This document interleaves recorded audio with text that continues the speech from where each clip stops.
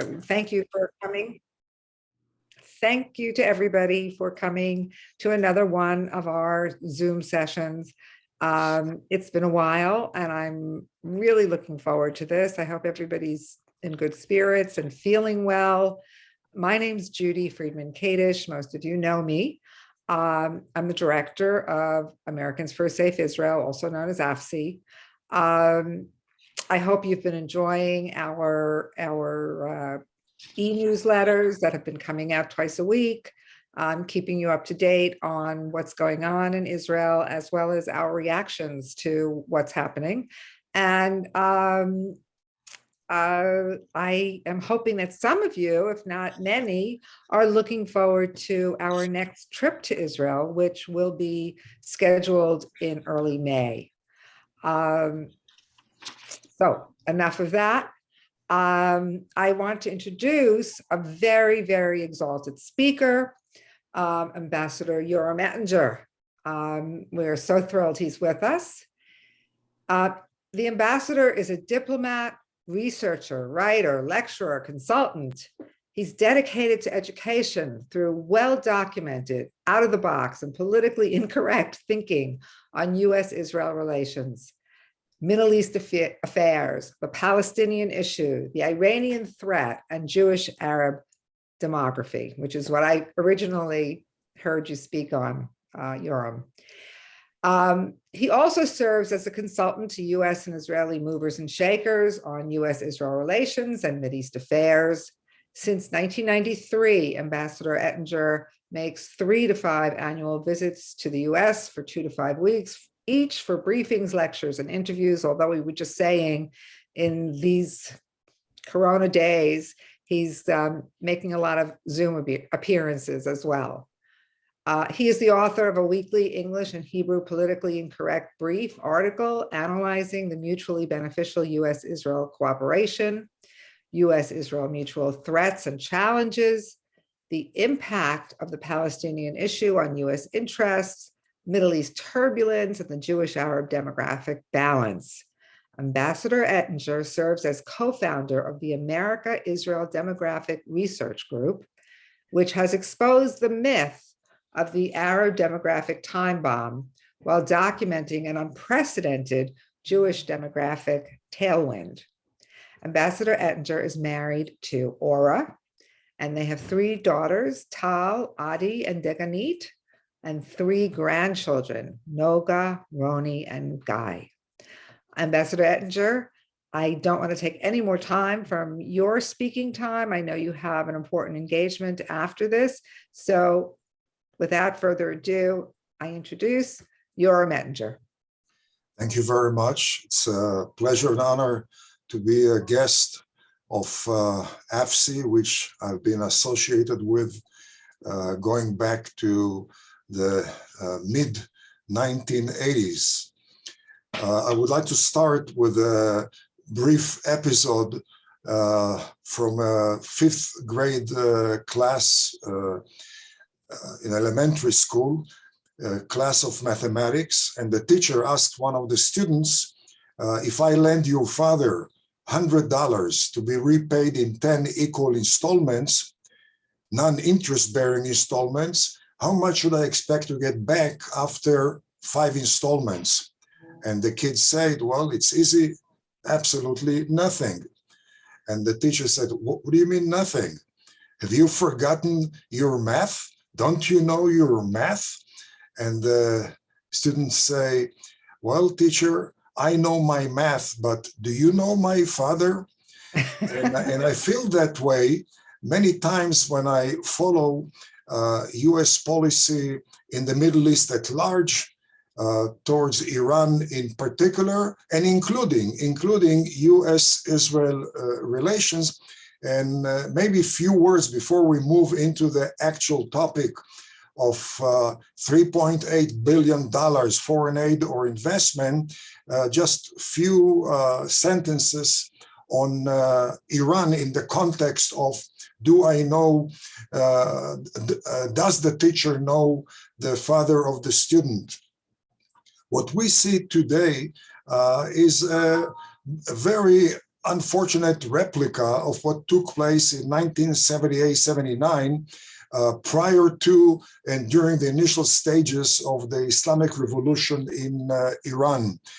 And when we hear today the references to the Ayatollahs of Iran as partners to good faith negotiation, as entity which is amenable to peaceful coexistence with their Arab Sunni neighbors, as a regime which could be induced through a very generous diplomatic and financial package to abandon its fanatic imperialistic global vision agenda. I'm reminded of the days, weeks, and months before the toppling of the Shah of Iran. In fact, about 10 days before the toppling of Iran, President Carter spoke to a group of world leaders on the Guadeloupe Islands. And 10 days before the Shah had to flee Tehran, he told that group of people that while a Khomeini regime may not be pro-American, it's not going to be anti-American. And in fact, President Carter, believed, as he said, they will be preoccupied with purchasing tractors, not tanks. Namely, they would be preoccupied with guns, not with butter, not with guns. At the same time, a CIA document coming out of Tehran to Washington suggested that they expected a Khomeini takeover, but they also expect that the advisors to Khomeini, which were educated in the West, relatively moderate, that they will be in charge, while Khomeini would be only a symbolic head of state. At the same time, the ambassador to Tehran, at that time, William Sullivan, reported back to Washington that he expected Khomeini to be a Gandhi-like person in Iran, a Gandhi-like leader in Iran. And last and not least, the CIA reported that they did not expect Khomeini to export the Islamic Revolution beyond the boundaries of Iran, and they expected him to cooperate, to collaborate with the USA, and I can go on and on and on with a litany of misperceptions which characterized US policy in 1978-79, and lo and behold, here we are more than 40 years later, and guess what? Not much has changed. Similar assessments of the successors of Khomeini still reflects the general policy as enunciated by the Department of State, the White House, and generally speaking, the research centers and the foreign policy, national security establishment in Washington, as well as the so-called elite media in the USA. When one talks about knowing the father and not only mathematics, it refers to overall context. And as we know, being educated on the context is a lifetime challenge. It's impossible to become familiar with the entire context. But when it comes to US-Israel relations, the misperception has been that the US provides Israel with foreign aid, while in fact it is an investment, as I will document in the next few minutes. There is a misperception that US-Israel relations are one-way street, while in fact it has been two-way street, with the traffic from Jerusalem to Washington becoming heavier and heavier during the last 45 years, and especially during the last 5 to 10 years. And certainly,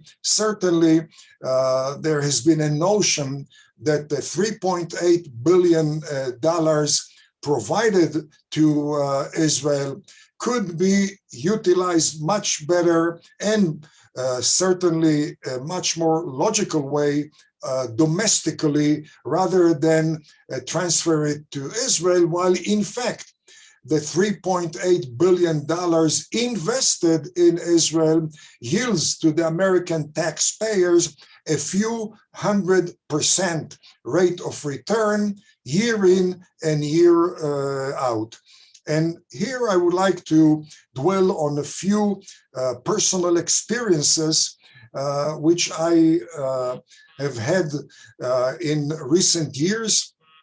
One of them, a visit prior to the pandemic, prior to the COVID era, at the office of then majority leader Harry Reid from Nevada, Democratic leader in the Senate. And I had an interesting session with his national security advisor. And while we were talking, a telephone from the receptionist, a colonel visited the office, and is a commander of a special operations battalion, heard that there's a guest from Israel, and he asked if he could stick his head and say only 2 words. In walked the active duty colonel and asked me, "Are you from Israel?" And I said, "I am." And he said only 2 words, "Thank you." I asked him, "What are you thanking me for?" And he said he just concluded, him and his battalion just concluded a tour of a year, tour of duty in Iraq. On the way to Iraq, the battalion spent 2 weeks training in Israel, trained by Israel's top experts on facing suicide bombers, car bombs, and the deadly IEDs, the improvised explosive devices. And he concluded by saying, much of the credit to the fact that we returned to the US without a single fatality is due to those 2 weeks in Israel. I asked him a very naive question. Do you mean, Colonel, that there was added value to your 2 weeks in Israel? And he said, "What do you mean added value? I'm the commander of one of the best special operations battalions in the USA. I spend most of the year traveling around the world training special operation forces of our allies. There is one country where I do not train but am trained, and that is Israel. And that's the Israeli added value to the US armed forces." I concluded my visit on Capitol Hill. Usually it's about a week of briefings on the Hill. And I took a plane to Birmingham, Alabama. I was hosted by one of the churches in Alabama. And I asked them, if possible, to schedule meetings before my presentation at the church and following the presentation, which they did. And upon landing in Birmingham, they took me to a meeting with former commandant of the US Marine Corps, General Chuck Krulak, who at that time was president of one of the colleges in the Birmingham, Alabama area. We had a very good conversation on US-Israel relations, on Iraq, on Iran. And as we strolled towards the door at the end of the meeting, I asked him, "General, have you ever had direct contact with the Israeli Defense Forces?" And he said, very much so. In fact, he said that he was one of the key people formulating battle tactics for the US Army, which is done mostly in Fort Leavenworth, Kansas, the Mecca of the US Army. And he asked me rhetorically, how do you think we formulate battle tactics in Fort Leavenworth, if not mostly based on the Israeli battle experience?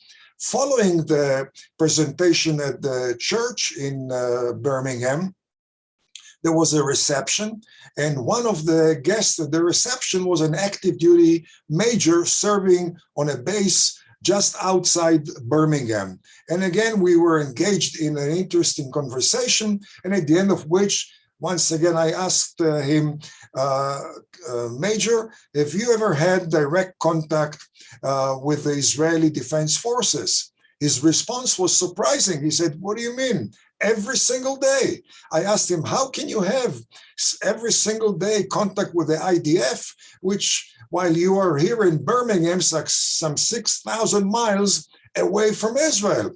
His response was, if you would have time, I would have invited you to come to the base I serve, and you would see this is a base specializing in urban warfare. We train on a model which was built by your guys, Israeli experts on urban warfare. And once a year, I, along with 50 other experts on urban warfare, we travel to Israel. And there we get the latest from your experts in urban warfare based on their experience in urban warfare in Lebanon, in Samaria, in Judea, and in Gaza. There are many similar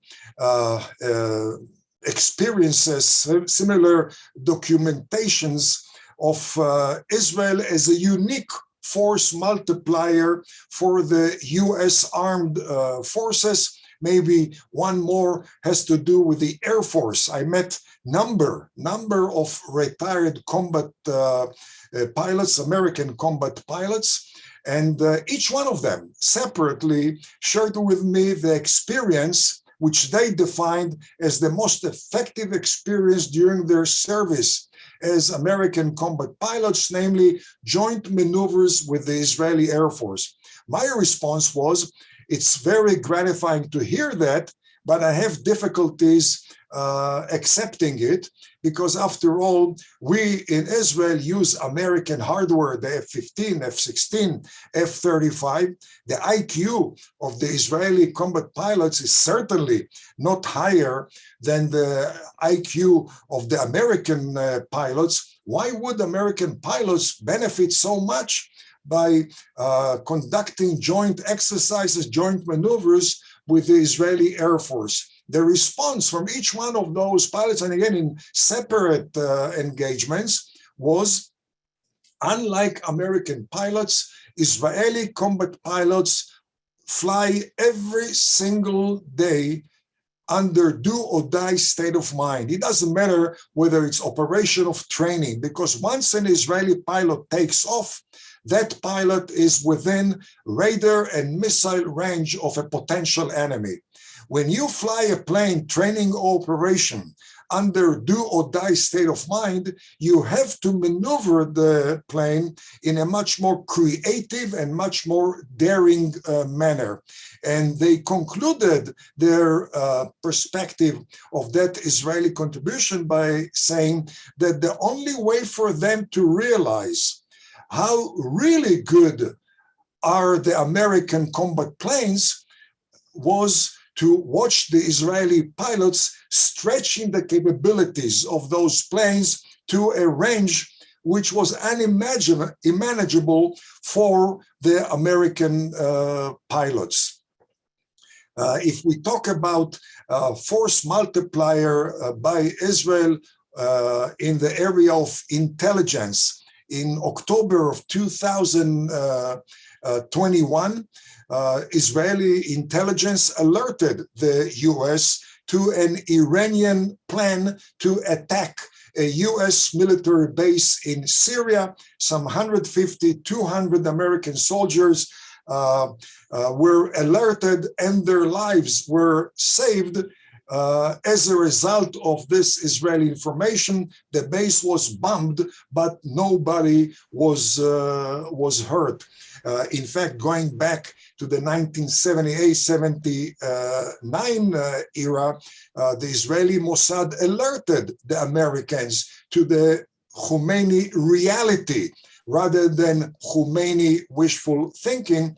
Sadly, it took the US CIA too long to realize that the Israeli intelligence was very, very credible.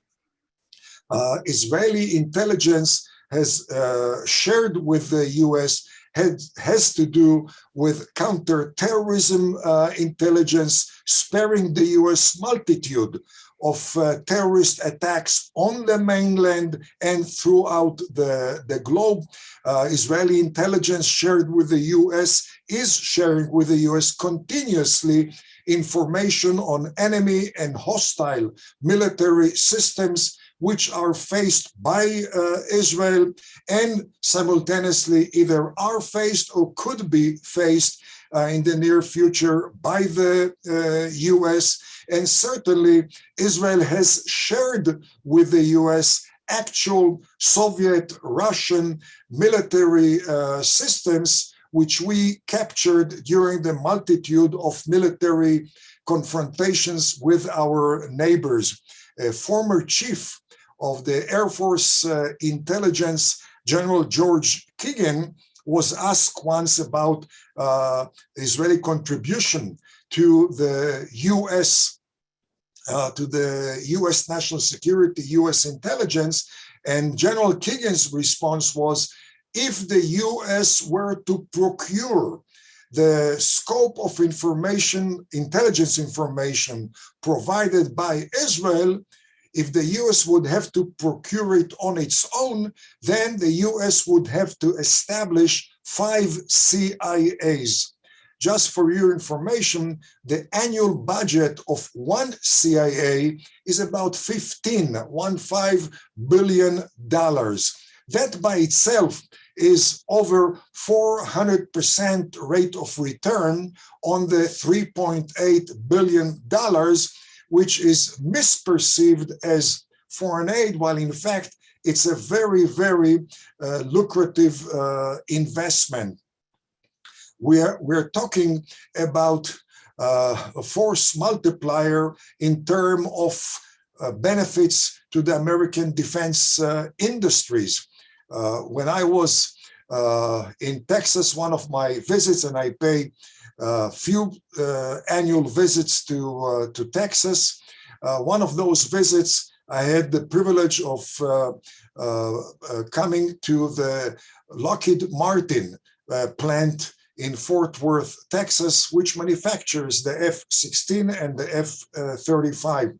One of the plant managers took me around, and he introduced me to a group of Israeli Air Force men.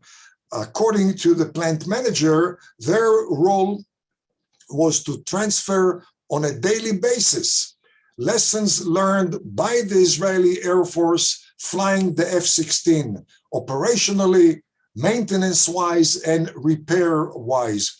According to the plant manager, the F-16 alone has over 700 modifications, upgrades resulting from the Israeli lessons. Gave me 2 examples. The cockpit, roughly 50% designed according to the Israeli experience. The firing control, roughly 75% according to the Israeli experience.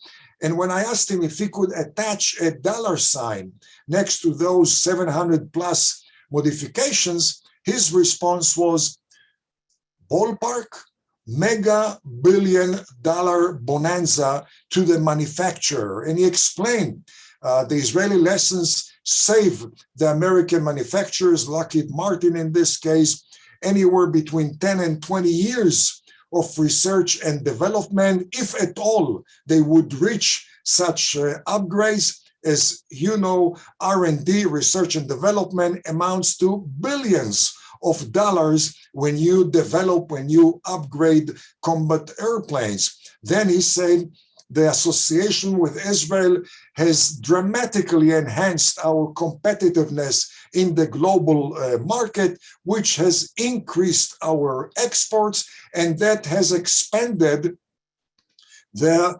employment base of Lockheed Martin. I assume, although I haven't received any concrete information, but I think logically speaking, the F-35, which we use, which is much more expensive than the F-16 and much more sophisticated, probably provides Lockheed Martin with even greater bonanza than the very, very substantial bonanza accorded to by Israel on account of the F-16. I never visited the McDonnell Douglas plant in Missouri, where they manufacture the F-15, which we employ in Israel, but I assume it's a very similar mega billion-dollar bonanza, and certainly Israel is using a few hundreds of American military systems, from the major ones, combat planes and tanks and armed personnel carriers and cannons, missiles, all the way to very small robots and other sophisticated military systems. Each one of them we use operationally. Each one of them provides us with lessons which we share with the manufacturers, because we want to get better product next time. But that type of shared alliance between us and the defense industry has made us the most important, maybe the only battle-tested laboratory for the American defense industry. No other country has such a battle-tested, cost-effective laboratory as does the USA. And again, that provides, in addition to the 400% plus rate of return derived by the Israeli intelligence community, here you have probably even larger rate of return provided by to the US defense industry. Very similar, although not in the same magnitude type of benefits to America, is derived by the commercial collaboration between US and Israel.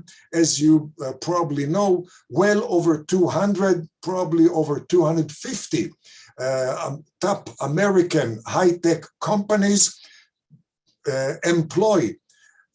provide for research and development bases in Israel. They don't operate R&D centers in Israel because of the cheap labor. High-tech cost in Israel is not cheap at all.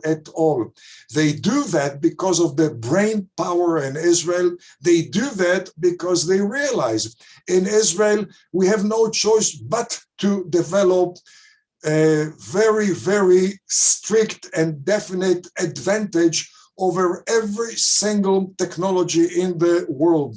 We cannot be behind the American technologies because the US provides also technological elements to our Arab neighbors. We cannot be behind the Chinese or the Russian or the European technology, because once again, they provide those technologies to our neighbors. We have to have a distinct advantage over those technologies. The collaboration between Israel and the US bolsters dramatically the obvious challenge by the US to remain the top technological power in the world. And indeed, in 2022, US as the senior partner, Israel as a junior partner, are the two leading nations in the world of technology, both defense as well as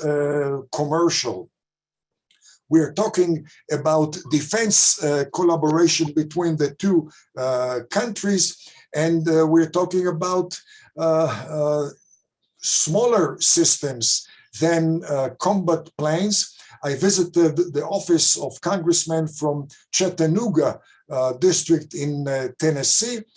He was at that time a leading member on the Homeland Security Committee, and according to him, there is a Northrop Grumman plant in his district, which a few years ago sold its robot, which neutralizes explosives, to Israel. The minute that became household information throughout the globe, he told me the volume of request to purchase that robot was overwhelming, because throughout the globe, when they heard that Israel chose that robot, the conclusion was it must be the best due to Israel's challenges in the area of terrorism, counterterrorism, and neutralizing explosives.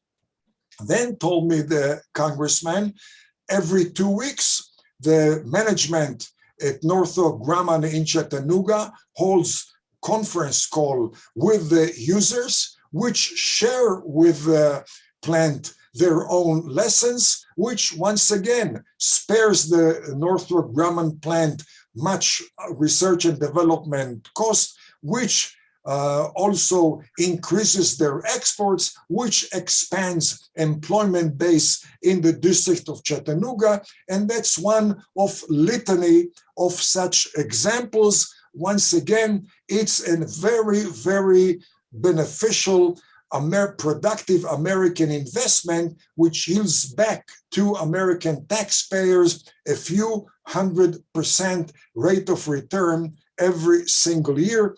One of the classic definition of the benefits to the US was established by the late Admiral Zumwalt, as well as by the late General Alexander Haig.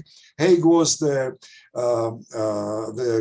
commandant or the supreme commander of NATO, later on Secretary of State, and both of them, Zumwalt and Haig, used to refer to Israel as the largest American aircraft carrier, which does not require a single American on board, which is deployed in a most critical region of the world between Europe and Asia and Africa, between the Mediterranean, Red Sea, Indian Ocean, and the Persian Gulf.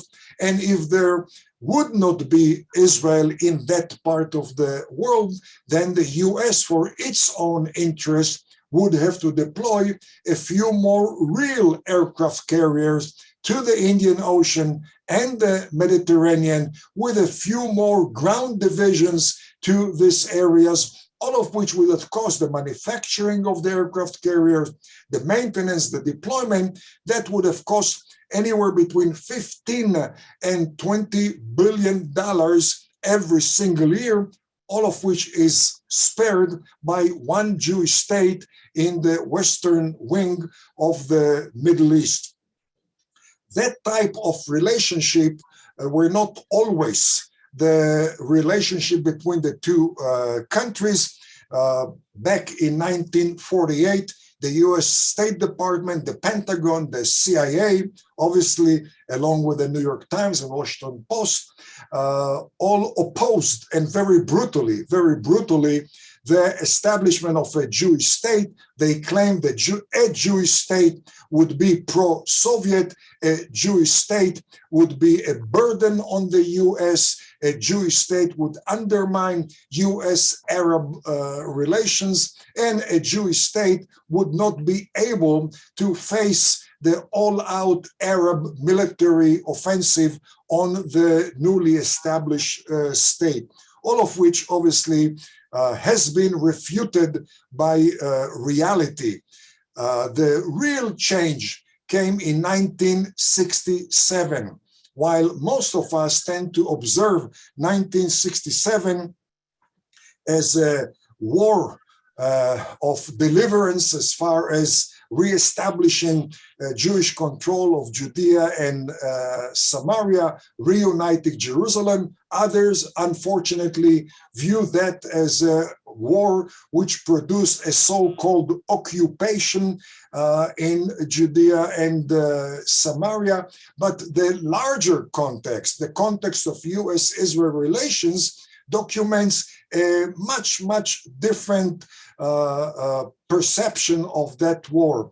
Prior to the war, Egypt was about to become the pan-Arab leader under the rule of then President Nasser, anti-American and very much pro-Soviet leader. Nasser was on his way to topple every single pro-American Arab regime, most prominently Saudi Arabia. 70,000 Egyptian soldiers were in Yemen, not only to take control of Yemen, which controls the connection between the Red Sea and the Indian Ocean, very crucial spot for global trade, for the importation, exportation of oil, very crucial for the future of the Horn of Africa and other parts of Africa. But the main goal by then President Nasser of Egypt was to use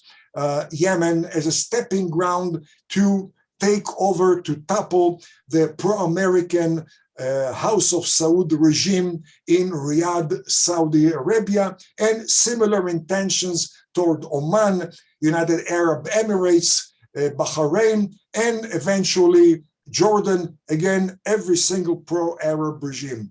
The Israeli devastation of the Egyptian military base or military power spared the US and national security and economic calamity.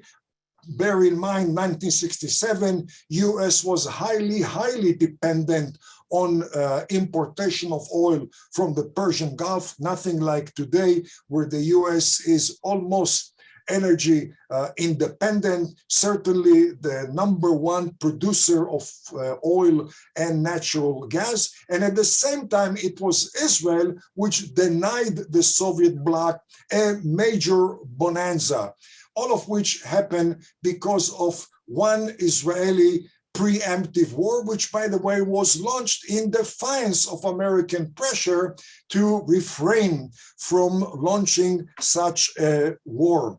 In 1970, we had the Syrian invasion of Jordan, at a time when the US was back down in Southeast Asia. Jordan was no match for the military power of pro-Soviet Syria. President Nixon called Golda Meir in Jerusalem, asked her to deploy Israeli forces to the trilateral border between Israel, Syria, and Jordan, otherwise known as the Golan Heights. Within 48 hours of the deployment, without an exchange of a single bullet, the Syrian forces retreated back to Syria due to Israel's posture of deterrence. Anyone who contemplates Israel's retreat from the Golan Heights should alert people at Foggy Bottom, New York Times, and other areas of faulty view of the Middle East that an Israeli withdrawal from the Golan Heights would be at the expense of America's interest and at the expense of the survival, stability of all pro-American Arab regime, because if it wouldn't be for the Israeli deployment, and bearing in mind that the US could not avail its forces to Jordan at a time when it was back down in Southeast Asia, I cannot see the American public or Congress going along with such force sent to Jordan today.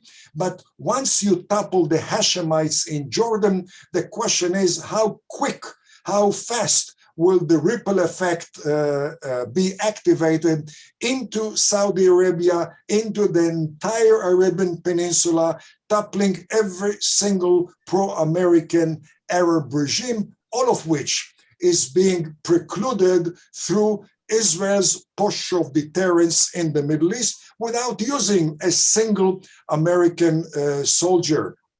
In 1981, Israel destroyed the Iraqi nuclear reactor, again in defiance of very brutal American pressure.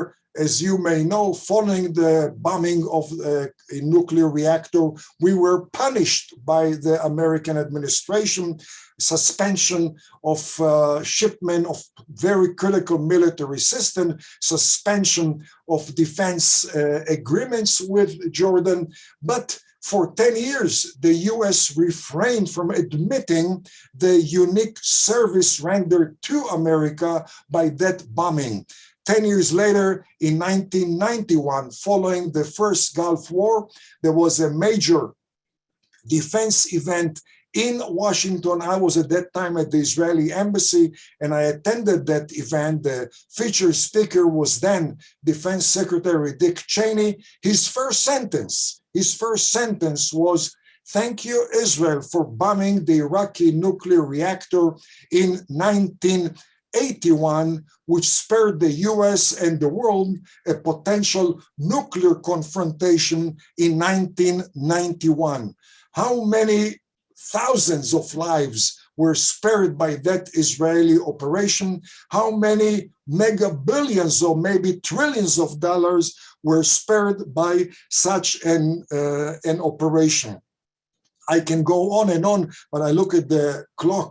It's moving too fast, but I will just conclude with one reference to a late senator who was by far the most learned, the most observant of the benefits rendered to America by Israel, the late Senator Daniel Inouye, who was the chairman of the Full Appropriations Committee, the chairman of the Appropriation Defense Committee, and before that, he was also the chairman of the Senate Intelligence Committee.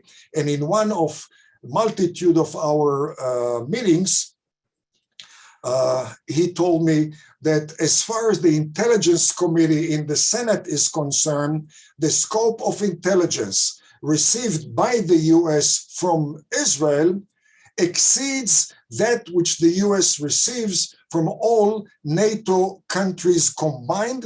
And he referred to a number of such examples. One of them went back to 1969, when Israeli Special Operation Force picked up or snatched a most advanced, during that time, the most advanced Soviet radar station, which was stationed in the Gulf of Suez. We picked up that radar station. Few weeks later, we shared it with the Americans, which changed completely the balance of power around the world, because it was perceived by the Americans and their allies as impossible to penetrate, impossible to jam. But due to the Israeli operation, it changed the whole balance of power. It also contributed to the American defense industry, which benefited from the advanced technology, Russian, Soviet technology of that radar station. According to the late Senator Inouye, that by itself was assessed by the Intelligence Committee to worth $3 billion for the defense industry in the United States. I would like to end here and allow time for your own comments, not only questions, but also opinions which do not go along with anything which I just shared with you. Hope you have to unmute yourself, Judy. Judy, you have to unmute yourself. Judy, you have to unmute yourself. I just did. Thank Okay. you. Thank you for reminding me. Thank you so much for that really enlightening lecture. You know, so many of us, when we talk about what the imbalance is. We say, well, they say they give us all this money, but then they make us spend it in the United States. They say they give Israel all this money, and then but it just goes so much further than that. It just goes so much further than that, and it makes you wonder why it's such an imbalance that how does Israel continue to go along with this imbalance kind of situation. But we have a number of really good questions from our audience, and I think Helene, if you unmute yourself, we're going to start out by asking a question or two. First, thank you so much. This was incredible.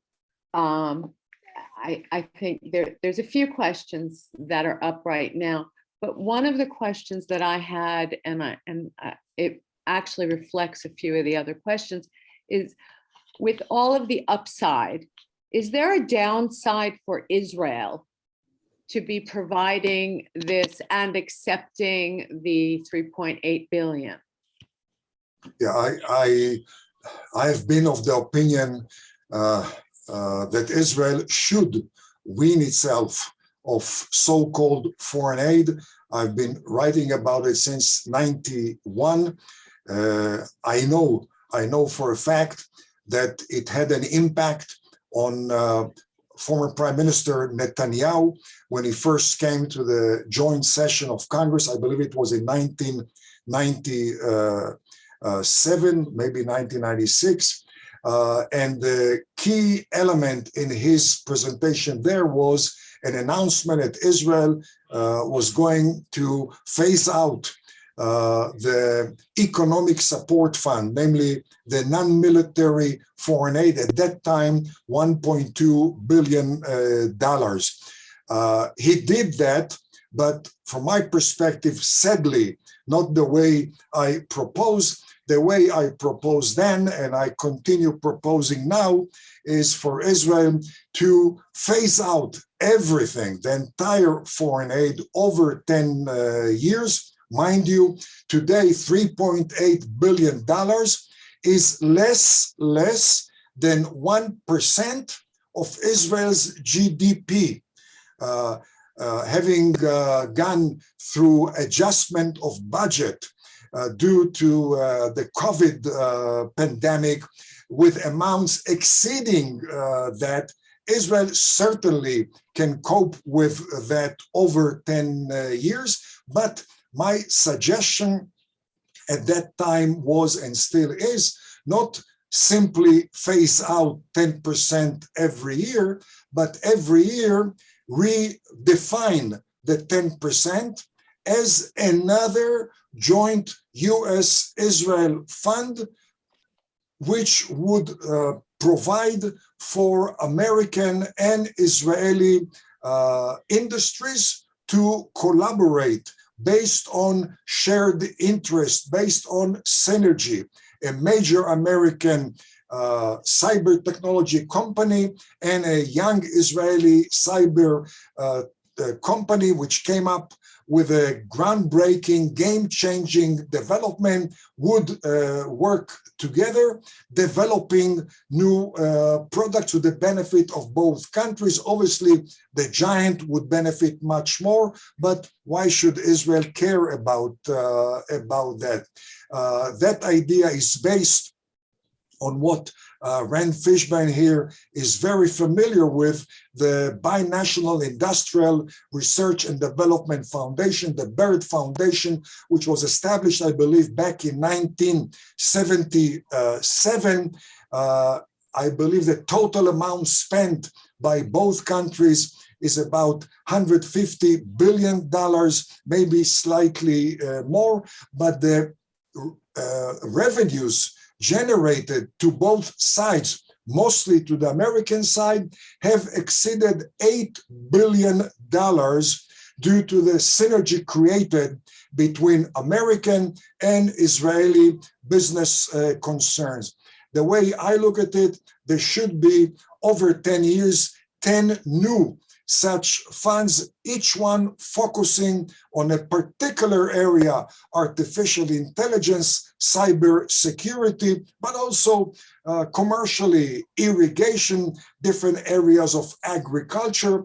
That would be not only more beneficial to both countries, it would do justice to the image of Israel in the US. We do not belong to the family of countries which beg the US for foreign aid. We belong to partners of the US, and we do much better than the US partners. Unlike NATO, unlike South Korea, unlike Japan, we don't want American soldiers on our borders or on our side. We extend the strategic arm of the American military force. We extend it dramatically without requiring a single additional soldier. And I would conclude by saying that Israel is a unique force multiplier for the US, is doubly important, doubly beneficial at a time when the US gradually is reducing its military presence in the Middle East. It started probably around the time of Clinton and then Obama. Trump continued, and now Biden is continuing it. However, the Middle East does not lose its importance for the US. The US may want to disengage from the Middle East, but the US does not disengage itself from the US as far as being the epicenter of anti-US Islamic terrorism, which operates all the way to South America, Central America, recently more and more in Mexico, focusing on the US-Mexican border. This is the Iranian Ayatollah's collaboration with Hezbollah, which has taken deep roots in Latin America. The Middle East is extremely important as far as setting the price of oil at the pump in the US. And certainly the Middle East is very important when it comes to global trade. At the time when the US retreats and leaves behind it a strategic void, the question is, who but Israel can fill that void? No Arab country can rely upon to fill that void, because every single pro-American Arab country has the machete of the Ayatollahs of Iran and the Muslim Brotherhood at their throat. NATO cannot rely on filling that void, because the Europeans lost their will to face such challenges. They probably are losing their muscle to do it. And NATO, which used to be North Atlantic Treaty Organization, is increasingly becoming no action, talk only organization. And therefore, at this time, Israel has become even more important than it used to be before the American decision to minimize its presence in the Middle East. Whoa. Just one quick question, because I think we have about 4 minutes left.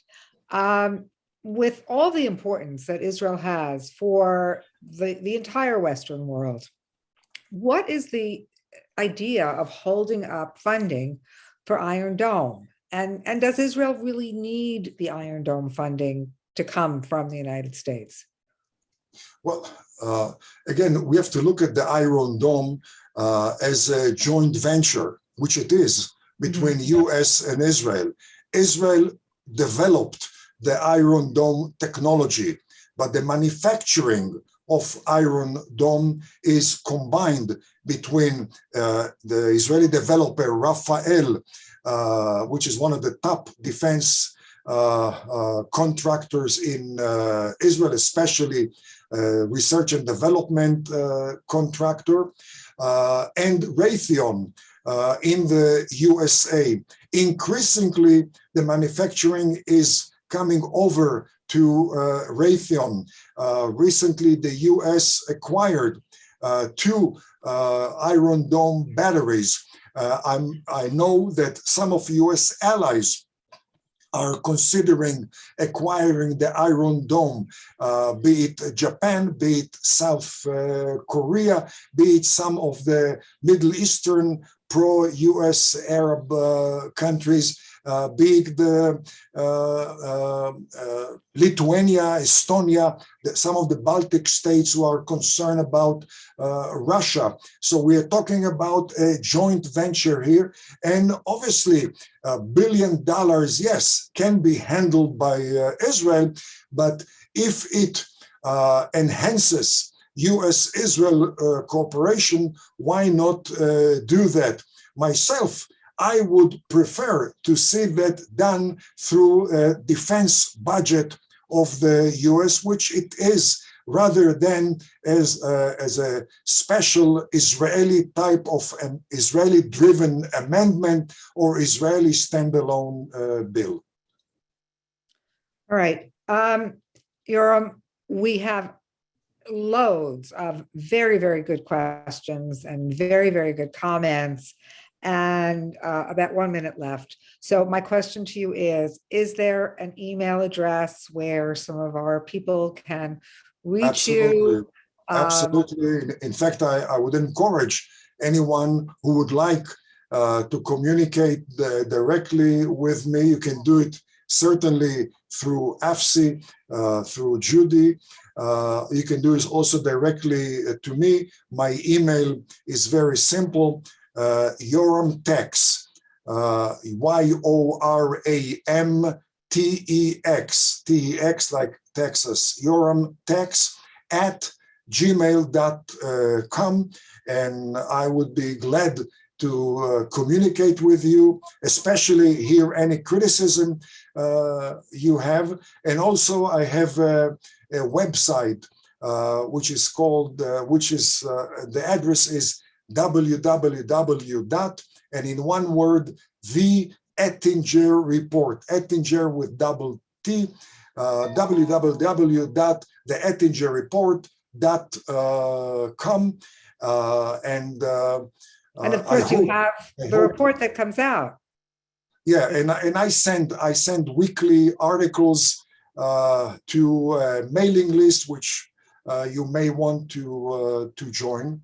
And last and not least, I'm grateful again to be honored as a guest of AFSI, especially when we have here the pleasure of Judy's present, and I see Charlie around, which rekindles the memories of the tireless Helen, who was one of the founding mothers of AIPAC and one of the most tireless warriors on behalf of US-Israel relations, as is, by the way, a lady here from Texas, I see, Ann Stacy, who is second to none when it comes to commitment to the Jewish people, the Jewish state, and US-Israel relations. Thank you very much, and I look forward to be in touch with each one of you separately and with AFSI as an organization. Thank you. Thank you Can very, he very repeat? much. Can he repeat his information besides the website? It's in the chat box, but I'll repeat it again.